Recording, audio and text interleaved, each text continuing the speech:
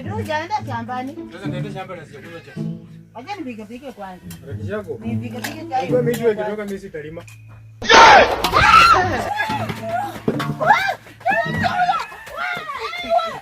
Wewe Mary.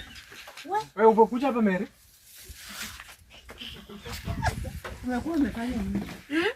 Kuja bure upake utongo kwa kichwa maana umekoma sasa unaanza kuleta watu. Wanataka kuniua. Alikuwa ananifunza. Anakufunza vitu gani? Anakufunza vitu gani? Tumekuwa tuna bisect ango ya 180. Nini mbaya mna jam. Ati wanuni?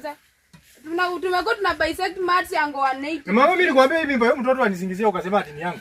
Lakini huyu mtoto anakaaje mjinga? Nani? Huko kutoka jiwa zao huko chini wanasema ati ni kwangu. Unataka kuwa mtu angafiri. Sasa mnaniambia mtu angafiri wakati nimwambia. Wewe ati nini? Sasa mkapo la mtu mngasi nyata. Nawaambia tumekuwa tuna bisect ango 180 degrees sasa hivi mnaanza. Wewe pia umekoma umeanza kupika sijui watu 180 degree na kuja kwa jokoni.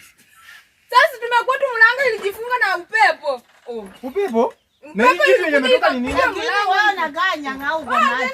Wewe ndio kuja kukomba jambo kisoko wewe umeanza kuwapa wanaume. Ni kama mnitaki mniambie niende Qatar. Sisi hatukutaki kutoka kitambo, sisi hatukutaki. Mngeniambia basi ndio mbona mnamfukuza sasa? Mai huyu mtu aende Saudi Arabia hata wamuue huko. Sasa huyu mtu uko na wao nini bwana hapa? Mimi sijao, sinimwambia amenifunzanga maths. Anakufunza kama jifunza kwa nyumba. Sikuwa na shati. Nini kulikuwa na joto mingi sasa akaanza kutipepea. Wewe wacha kukirikimba, joto mingi vitu gani? Nini basi kama mdangu nipenya muongeze. Toka waende huko ndio shamba yako huko. Unaonekana kafanya big road yet. Lakini dada